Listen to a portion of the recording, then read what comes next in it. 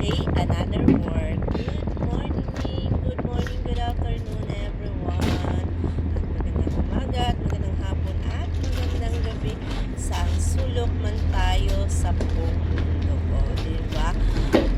Nakapag-intro din. Oy, ningkat-kat na tayo din. Ay, bitaw guys, maayong hapon, maayong adlaw sa kanan. Pabalik-balik na lang atong istorya. Ngayon ang araw naman natin, ano ba ito? Tagalog, Bisaya, o sige, Taglish na lang, or Tagsa is meaning Tagalog o Bisaya. Ayan guys, nandito tayo ngayon sa ating trabaho. As nangkat-kat man jud tanan ninyo, nakita man jud ninyo ang akong work kung saan na klase, laborer ba or kargador. Kayo na bahalang mag-decide dyan, mga langga, mga madam, or mga person.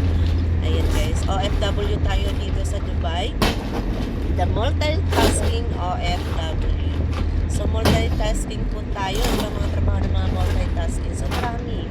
Wala po siyang list ng work. Kumbaga kung ano yung inutos, doon tayo, kung saan tayo tapo, doon tayo, asa tayo labay, dito ta. So diba, pwede yung lisura. Lisod, mangitag, kwarta. Pero laban lang kay kwarta ang kinahanglanon.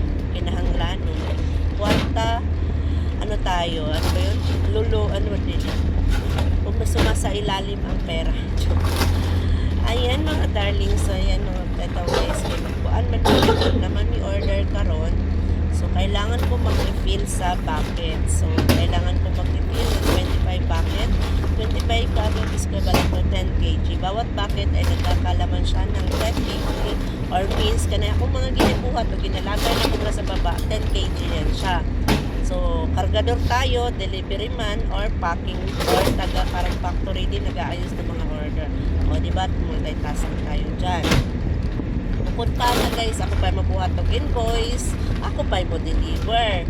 O, pwede dyan na ito ka-multitasking. So, siguro naisip ninyo, pwede dyan na kung nakuag sweldo mo kay multitasking, matang trabaho dari as OFW. Guys, may pa mo trabaho kung housemaid. May pang housemate ka na kasi siguro relaxation sa utong na ko. Ako yung taon ani noon, hindi man na siya permanente, pero mostly good na mo din ako ginabuhat karaan lang na mag-ayos ng mga order, mag-drive, mag-deliver, mag-ano ng